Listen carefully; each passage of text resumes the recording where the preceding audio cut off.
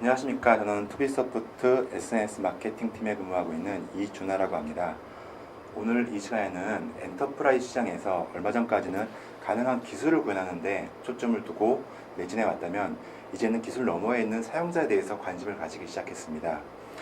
마치 경제적으로 배고픈 시절에는 사람들이 배고픔을 넘기기 위해서 노력했지만은 이제 그 배고픔을 지나고 나서 삶의 질에 대해서 고민하는 것과 마찬가지라고 생각하시면 됩니다.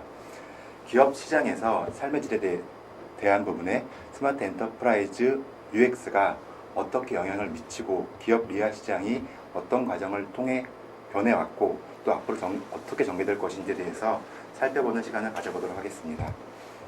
오늘 6가지 주제를 가지고 이야기를 할 텐데요. 6가지 주제는 비즈니스 환경에서 어떤 변화가 다가오고 있고 웹 환경에 또 어떤 변화가 있었고 사용자를 둘러싼 환경에는 어떠했는지 그리고 개발자에 대한 이야기를 하나하나씩 나눠보도록 하겠습니다. 오늘 첫 번째는 정보에 대한 이야기입니다. 기업 환경에 여러 가지 큰 변화의 흐름을 많이 타고 있는데요. 그 중에서 정보의 증가는 기업 활동에 큰 영향을 미치는 요인 중 하나라고 꼽히고 있습니다. 한 자료에 따르면 매년 60% 정도의 증가율로 정보가 증가하고 있다고 합니다. 정보의 증가와 함께 흩어져 있는 정보를 어떻게 수집할 것인지 그리고 수집된 정보 또는 기업 내에서 만들어진 정보를 어떻게 다룰 것인지 또 어떤 것이 중요한 정보인지 판별하는 것이 기업 활동에 있어서 점점 중요한 비중을 차지하게 됩니다. 비행기 이야기를 한번 해보면요. 1903년도에 라이트 형제는 인류 최초의 동력 비행기를 비행했습니다. 이때에는 모든 정보가 사람이 직접 확인하는 형식이었습니다. 지금의 비행기와 같이 계기판이나 다른 정보를 주는 도구가 있는 것이 아니라 사람이 몸으로 직접 바람을 느끼면서 동력이 전해지는 느낌을 직접 체험하고 그것을 바로 기계에 반영하는 형식이었습니다.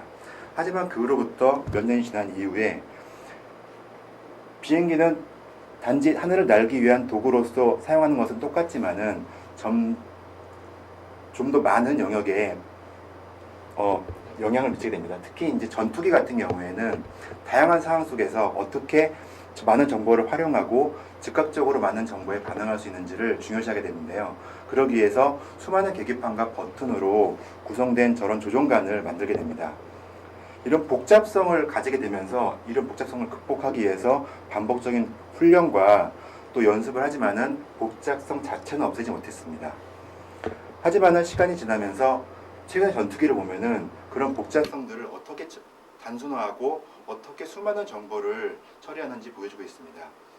사용자에게 제공하는 정보는 이전보다 훨씬 더 많아졌지만은 사용자에게 제공되는 인터페이스는 훨씬 단순해졌습니다. 앞에서 보셨던 1970년대의 전투기와 지금 보시는 2000년대 전투기를 비교해보면 극단적으로 어떻게 사용자에게 전달하는 인터페이스가 달라졌는지 단순화되었는지 알 수가 있습니다. 기업 내에서도 마찬가지입니다. 기업 내에서도 이러한 다양한 정보, 많아지는 정보를 다루기 위해서 조종사의 경험을 가지고 오기도 합니다. 대표적인 사례가 GE에서 만든 디지털 콕핏이라는 것입니다.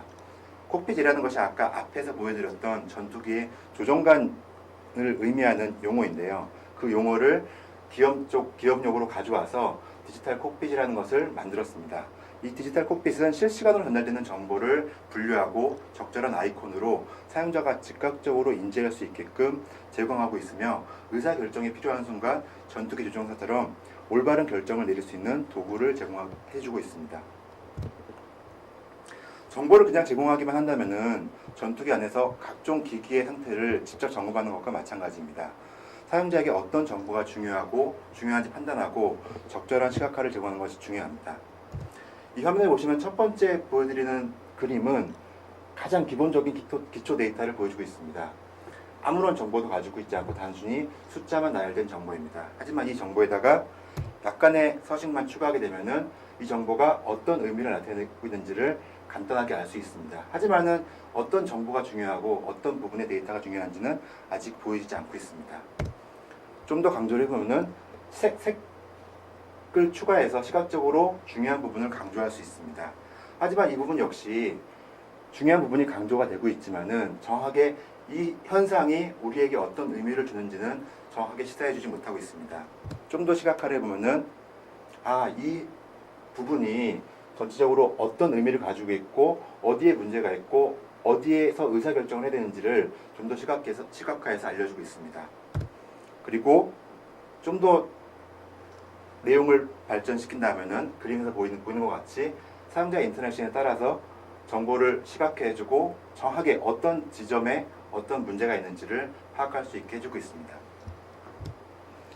조그만 가게를 혼자 경영하게 될 때는 전반적인 물건의 흐름이라든지 돈의 흐름을 쉽게 알 수가 있습니다. 하지만 가게가 커지게 되면은 그 다뤄야 될 물건이 많아지고 내가 담당해야 될 직원들이 늘어나면서 업무가 분화되고 다양한 상황에 따라 의사결정을 해야 될 순간들이 다가오게 됩니다. 이때 신속하고 정확한 의사결정을 내리지 못한다면은 한순간에 지금껏 쌓아올린 모든 것이 무너지게 될 수 있습니다. 그렇기 때문에 기업이 어느 방향으로 나아가야 할지 의사결정을 하는 것이 중요해지고 데이터를 어떻게 다루고 어떻게 처리할지 고민하게 됩니다. 과거의 의사결정 과정을 제공하는 시스템을 보면은 주로 측정, 분석, 보고의 단계까지만 다루고 있습니다. 그래서 일부 스텝, 경영진만 정보를 다루게 되었습니다. 하지만은 최근의 경영은 이런 결과를 협력하고 모든 직원이 협력하고 지식을 관리할 수 있는 데까지 고민하고 있습니다. 그 과정에서 웹의 등장은 비즈니스 영역에 새로운 가치를 전달해 주게 됩니다. 웹이라는 것은 1980년도 등장을 했죠. 팀 버너스리가 처음에 제안을 했고 1990년대 말에 WWW 프로젝트가 공개되면서 실제로 우리가 웹이라는 것을 쓰게 되었습니다. 그렇게 따지고 보면은 인터넷의 역사가 아주 오래된 것 같지만은 막 20년이 지난 기술입니다. 지금 20세가 지난 분들은 웹이 없는 시절과 웹이 생긴 시절을 같이 경험하고 있는 것입니다. 하지만 이런 인터넷이 짧은 기간 동안 발전을 해왔지만은 단순한 정보 공유를 넘어 세상을 변화시키고 있습니다. 하지만 초기 텍스트로 제공되는 인터넷 정보만으로는 다양한 요구를 처리하기가 어려웠습니다. 단순한 정보를 공유하고 지식을 공유하는 데는 문제가 없었지만은 기업 내 사용자의 경우에는 실시간으로 처리되는 어떤 데이터를 담아내야 하는 가장 큰 요구사항이 있었습니다. 그런 것들을 단지 웹만으로 텍스트 기반의 HTML만으로는 표현하기에는 한계가 있었습니다. 그래서 등장한 것이 X인터넷이라는 개념입니다. X인터넷이라는 개념은 웹 이상의 실행성과 확장성을 필요로 했던 요구사항이 실질적으로 기술과 맞아 떨어져서 사용자들에게 제공되는 기술이고요. 웹에서 제공되지 못했던 기술들을 담보해주는 그런 역할을 해주고 있습니다. 웹사이트의 경우를 보면은 이전에 클라이언트 서버에서 제공했던 어떤 기술에서 단점을 개선하고 여러 사용자가 공유할 수 있는 장점을 제공하고 있지만은 그만큼의 성능을 제공하지 못하고 다양한 시스템과의 연동을 제공하지 못하는 단점을 가지고 있습니다. 그렇기 때문에 그림에서 보이는 것처럼 클라이언트 서버보다 오히려 웹 시대에는 조금 더 퇴보했던 느낌을 주고 있습니다. 하지만 이런 단점을 극복하기 위해서 등장한 X인터넷은 이전의 클라이언트 서버의 장점과 웹 아키텍처의 장점만을 수용해서 새로운 인터넷 아키텍처를 제공을 하고 있습니다.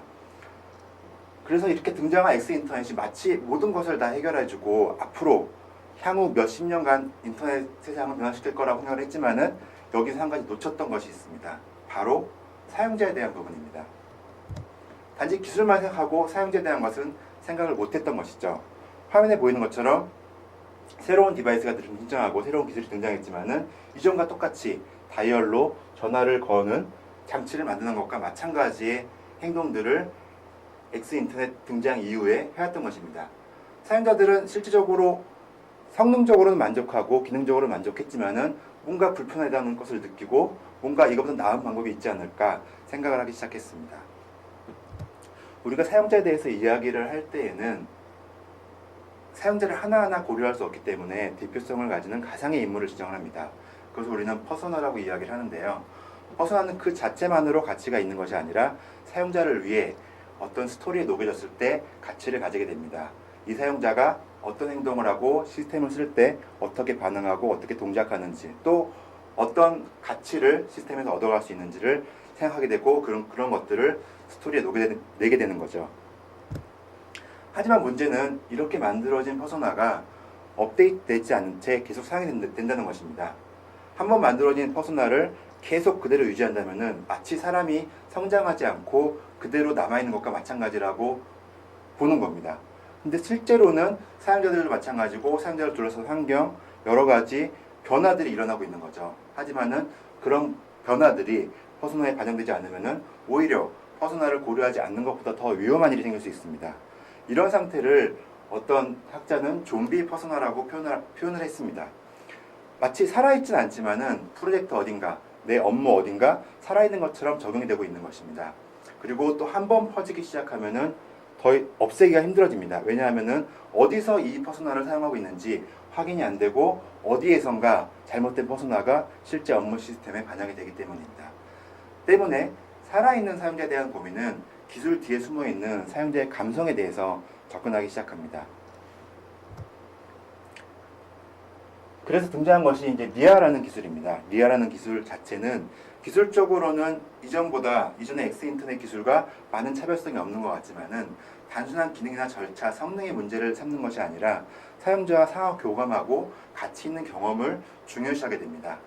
이전에는 복잡하게 드러나 있던 선들이 나와 있는 PC를 화면에 보이는 것처럼 간단하게 정리한 iMac이라는 PC처럼 리아 기술은 사용자 입장에서 복잡했던 인터랙션을 자연스럽게 처리할 수 있도록 지원해주고 다양한 인터랙션을 자연스럽게 흘러갈 수 있도록 제공을 해줍니다. 이런 리아 시장의 변화가 참 흥미롭습니다. 지금 여러분이 최근에 일어나는 스마트폰의 변화라든지 여러 가지 클라우드 이야기라든지 여러 가지 배경 속에서 리아를 바라본다면 좀 더 흥미롭게 바라볼 수가 있는데요. 2007년도만 해도 어도비, 마이크로소프트, 선, 마이크로시스템 3개의 업체가 마치 리아 시장을 나눠 가질 것처럼 생각을 했습니다. 하지만은 1년이 채 지나지 않은 시점에서 2008년 7월에 아이폰이 본격적으로 시장에 등장하기 시작했습니다. 그러면서 사람들은 플래시가 없는 브라우저, 플러그인이 없는 브라우저를 자연스럽게 받아들이기 시작했습니다. 그리고 2009년에는 오라클이 선 마이크로시스템을 인수를 했고요. 그런 과정에서 또 선 쪽의 정책이 많이 바뀌었고, 또 2010년에는 아이패드가 등장했습니다. 아이패드 같은 경우에는 이전에 아이폰에서 주었던 작은 파동이 이제 실제적으로 시장에 반영되는 시작을 알리는 순간이었습니다. 실제로 아이패드 파동이라는 말까지 등장을 했고요. 광고 배너 시장에 많은 변화를 가져왔습니다. 아이패드의 등장은 게임의 법칙을 바꿔버렸습니다. 데스크탑 시장에서 다른 규칙을 가지고 승부를 내야 됐고요. HTML5에 대해서 사람들이 단지 그냥 새로운 스펙이 등장했다는 것 이상의 가치를 주고 바라보게 되었습니다. 기존 리아 솔루션 같은 경우에는 이런 갑작스러운 변화에 대해서 결정을 미루고 있다가 스스로 도태되기도 하고 위태로운 결정을 하기도 합니다. 한정된 시간이 주어지다 보니까는 사람들이 빨리 의사결정을 해야 되고 어떻게 적응해야 될지 고민을 하기 시작하게 되었습니다. 많은 이들이 HTML5에 관련된 기술을 이야기할 때 HTML5 관련된 기술은 기존의 리아 시장을 따라오는데 많은 시간이 걸리고 기존의 리아 시장이 수년간 쌓아왔던 기술을 따라가기 위해서는 또 그만큼의 수년의 시간이 필요할 거라고 이야기를 하고 있습니다. 하지만 지금 화면에 보이는 영상을 보시면은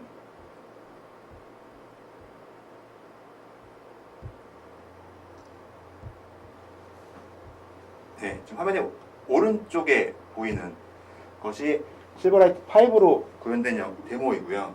지금 화면 왼쪽에 보이는 것이 HTML5 기반으로 구현된 데모입니다.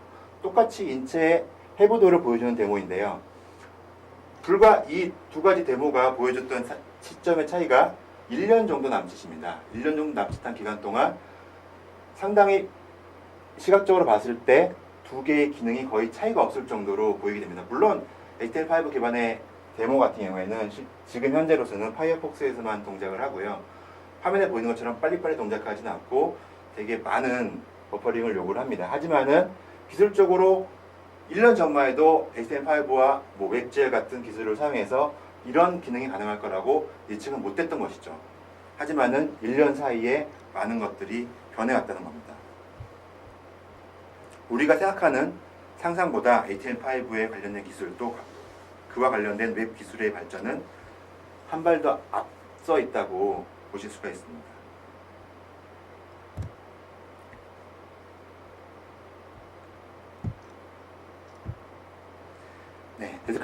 데스크탑 시장에서는 브라우저라는 장벽이 있었다면은 있기 때문에 HTML5 기술이 빨리 보급되기는 어려움이 있습니다. 하지만 모바일은 조금 다릅니다. 모바일은 새로운 플랫폼이 제공되고 있고 기존의 리아 플랫폼 같은 경우에도 모바일을 넘어오면서 많은 어려움을 겪고 있습니다. 그리고 그 대안으로 웹 앱 개발론이 다양하게 각각의 장단점을 가지고 경쟁하고 있는 추세입니다. 이에 대해서 어도비 같은 경우에는 최근에 폰갭 대조사를 인수하는 강수를 내밀었고요. 투비소프트 같은 경우에는 하나의 코드를 기반으로 하이브리드 어플리케이션을 만들 수 있는 기능을 제공하고 있어서 데스크탑에서 개발했던 개발자 환경을 그대로 모바일 환경으로 가져가고 하나의 코드를 가지고 다양한 디바이스를 지원할 수 있는 장점을 내세우고 있습니다. 하지만 아직 각각의 개발 방법이 각각의 장단점을 가지고 있고 기업에서는 어떤 것을 선택할 것인지 조심스럽게 선택을 하고 있는 단계입니다. 웹상에서 개발의 접근의 변화는 누구나 원하는 애플리케이션을 만들 수 있다는 논리를 만들기도 합니다. 실제 개발 방법에 있어서 파워포인트와 같이 쉬운 개발 방법론이 가능하다고 이야기하기도 합니다. 하지만은 애플리케이션 용도에 따라서 누구나 만들 수 있는 것이 있고 그렇지 않은 것이 있습니다. 화면에 보이는 것처럼 파워포인트 제작 같은 경우에도 수많은 파워포인트를 전문적으로 제작하는 업체들이 있고 실제적으로 비싼 가격을 받고 파워포인트를 제작을 해줍니다. 우리가 파워포인트를 기술이 없어서 못 만드는 것이 아니라 그것을 어떤 용도에 만드는지 전문적인 용도에 만들 때 어떻게 적용해야 되는지를 제대로 알지 못하고 또 전문적인 기술이 없기 때문에 전문 업체를 활용하는 것입니다. 프로그래밍의 경우도 마찬가지입니다. 아무리 도구가 좋아진다고 해도 전문가가 필요 없어지고 개발자가 필요 없어지는 것이 아니라는 것입니다. 훌륭한 아키텍처를 만들기 위해서는 훌륭한 개발자가 필요하고 반복적인 학습과 연습과 기술이 필요합니다. 생각하는 프로그램이라는 책의 저자인 존 벤틀리 같은 경우에는 뷰티풀 코드라는 책을 통해서 다음과 같이 이야기하고 있습니다. 프로그래밍은 실천적인 기술을 통해서 습득된다라고 이야기를 합니다. 실제로 아무리 도구가 좋아지더라도 도구가 많은 부분을 도와주지만은 도구가 아름다운 프로그램을 만들어주는 것이 아니라 그러한 프로그램을 만드는 몫은 사람에 담겨 있는 것입니다. 리아 기술이 좋은 UX를 만들어준다고 오해하시는 분들이 많이 있습니다. 하지만은 리아를 활용하는 것은 사람이고 결국에는 리아를 활용하는 사람이 좋은 UX를 만들고 좋은 기업용 어플리케이션을 만드는 것입니다. 지금까지 6가지 주제를 가지고 이야기를 했는데요. 첫 번째 비즈니스, 인텔리전트, 좀비, 그리고 리치, 인스톨, 아키텍처에 대해서 이야기를 했습니다. 앞자리를 따보면은 비즈리아라는 단어가 나오는데요. 지금 나누어드린 이야기 이외에 지속적으로 기업에서의 다양한 사용자 경험에 대해서 나누고 싶으신 분들이 있다면은 페이스북 페이지 비즈리아를 방문하시면은 좀 더 많은 정보를 얻어갈 수 있고 좀 더 많은 정보를 공유할 수가 있습니다. 예, 지금까지 엔터프라이즈 시장에서 UX에 대한 간단한 이야기와 또 제가 가지고 있는 생각들을 공유를 했고요. 좀 더 많은 이야기는 이 공간에서 나누기를 바라겠습니다. 감사합니다.